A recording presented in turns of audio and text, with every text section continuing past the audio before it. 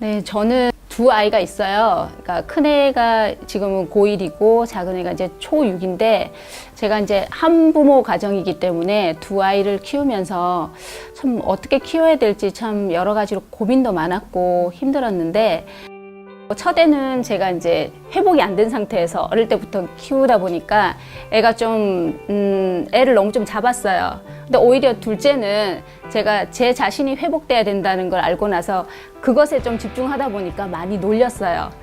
이전에 한번 지성소 예배를 깊이 좀 드린 적이 있었는데 그때 이제 제가 드리자고 한 게 아니라 작은 아이가 큰 애랑 항상 좀 다툼이 있는 게 그게 이제 큰애가 좀 집요하게 자기 뜻대로 해야 된다고 고집을 좀 많이 하고 둘째가 이제 그 와중에 좀 참는 성격인데 그게 항상 보면서 힘들었어요. 근데 그날 또 누나가 막 이렇게 막 과하게 어떤 부분에 대해서 얘기를 하니까 자기 나름대로는 참다가 그래도 엄마가 뭔가 이제 지성소 예배를 드리는 걸 옆에서 항상 지켜봤잖아요. 그래서 그날 또 너무너무 화가 나니까 자기 혼자 울그락불그락 하더니 방문을 열고 들어가더라고요. 그래서 들어가서 한참 무슨 소리가 들렸어요. 그래서 막 하고 막 이렇게 뒹구는 소리도 들리고 그리고 아이가 이제 씩씩하면서 이렇게 나오더라고요. 무슨 일이 있었던 거니? 그러니까 엄마도 항상 너무 힘들 때 지성소에서 이제 예배 드리잖아요. 오늘 제가 정말 못 참아서 오늘은 들어가서 이제 지성소 예배를 드렸다. 그러면서 하는 말이 하나님이 괜찮다. 너는 내가 있지 않느냐 이렇게 말해 주셔서 너무 위로가 됐다. 이렇게 얘기를 하더라고요. 근데 최근에 이제 가족 예배 중에 또 어떤 부분을 나누면서 나는 5학년 때 생각하면 엄마 너무 힘들고 그리고 그런 중에도 오늘 또 가족 예배 하는데 하나님이 어떨 때는 계신 것 같고 어떤 때는 안 계신 것 같고 좀 헷갈릴 때가 있어요. 이렇게 얘기를 하더라고요. 그래서 그때 그 아이를 가만히 지켜보는데 뭔가 마음에 이제 출렁거리는 게 좀 있다고 생각이 돼서 바로 지성소 예배를 한번 드려볼까 하고 들어갔더니 그날따라 너무 좀 깊이 좀 들어가졌어요. 그 아이 또한 뭐였냐면 아빠의 부재가 너무 크다 보니까 태어나면서부터 아빠를 만날 수가 없었고 함께 할 수 없었기 때문에 하나님 아버지에 대한 인식도 그게 이렇게 계신다는 건 알지만 왠지 멀리 계신다는 느낌이 드니까 자기 언어로는 안 계신 것 같을 때도 있다라고 얘기를 할 정도로 그 아이가 그렇게 이제 생각이 되는 거예요. 5학년 때 반에서 좀 은근히 좀 따돌림을 당하는 부분들이 있었나 봐요. 그리고 선생님도 어떤 부분에 대해서 발표를 하려고 해도 좀 차별하는 부분 안에서 좀 안 시켜주고 좀 이렇게 조금 이렇게 된 부분이 있어서 좀 상처가 좀 있는 상태였어요. 그래서 항상 5학년 얘기하면 내가 가장 불행했던 때는 바로 5학년 때라고 얘기를 할 정도로 항상 힘들었던 1년을 보냈던 거죠.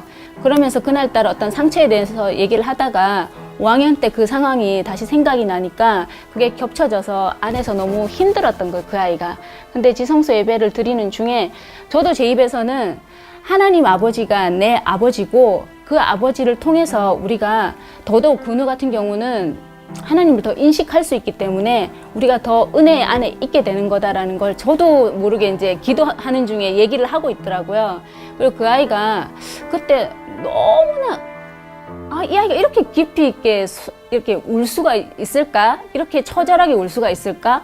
라는 생각이 들 정도로 그날 너무 깊이 좀 들어가졌어요. 그리고 그 아이가 이제 정말 울면서 이렇게 옆에서 보기에 안쓰러울 정도로 그렇게 울면서 하나님, 나 하나님 만나고 싶다고 그렇게 얘기를 할 때 제가 이 가정에 하나님 결핍이 있는데 그래도 이 아이가 이렇게 처절하게 울면서도 하나님한테 이렇게 얘기할 수 있는 이 지성소 예배가 있으면 얼마나 감사한지 그날 그걸 느끼면서 그러니까 그런 여정 가운데 이렇게 이제 지금 최근에 키즈 흠스를 시작하게 됐죠.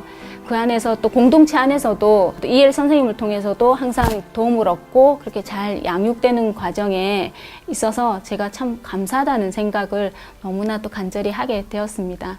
큰아이를 보면은 정말 감사한 게 오히려 제가 상처를 많이 주었던 아이잖아요. 그런데 지금 제가 회복되면서 그 아이를 양육하면서 처음에는 중학교 1학년 말부터 한 2년간 정말 무슨 시체가 떠다니는 줄 알았어요. 그러니까 항상 얼굴을 보면 표정이 없고 아침에 일어나면 쓱 갔다가 뭐가 쓱 와요.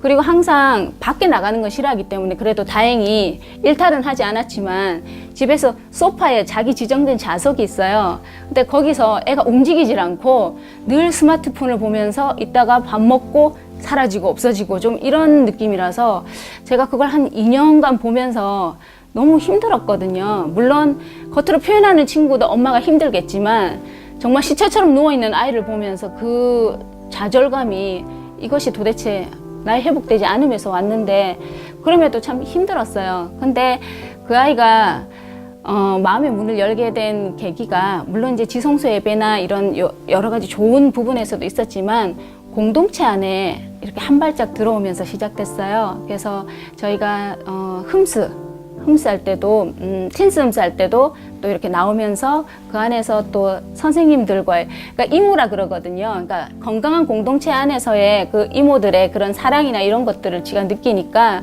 항상 또 마음의 문을 또 조금 열고 그러면서 통찰력 학교도 하면서 또 또래 관계 안에서도 서로 얘기를 조금씩 하면서 문을 여는 계기가 됐고 그 와중에 이제 교회에서 중학교 마지막 해 수련회 때 정말 그 신앙의 선배를 만나게 됐어요. 그래서 그분이 이끌어주면서 교회 안에서 지금 예배 가운데 너무 잘 건강하게 정착이 되고 있고 또 저 또한 회복과 동시에 통찰력 학교를 통해서 여러 가지 지금 세상에 돌아가는 부분들에 대해서 알고 그리고 저는 또 문화에 대해서 좀 많이 좀 소통이 되는 편이에요. 그래서 자기가 좋아하는 음악적 장르를 가지고 서로 얘기를 하니까 애가 또 너무 행복해하고 그런 와중에 이제 소통이 되고, 함께 또 즐거워하면서 최근에 이제 성경을 이제 녹음해서 같이 같은 가족 카톡에 올리고, 자기가 말한 그 성경 그 구절을 가지고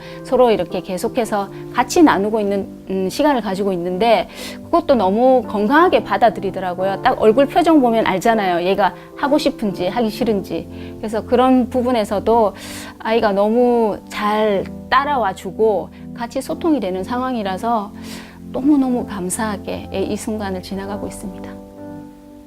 매일 못 드리고 있어가지고. 가족의 말씀 안에서 서로 계속해서 얘기 나누다가 하나님이 주시는 때가 있어요. 그러니까 오늘은 특별히 지성소 예배를 통해서 회복이 일어나야 되겠다는 마음을 주시면 그때 지성소 예배를 하는데 그때마다 성령님께서 정말 깨워주시고 깊이 터치하시더라고요. 그래서 그 부분에 대한 은혜가 또 많이 컸었죠.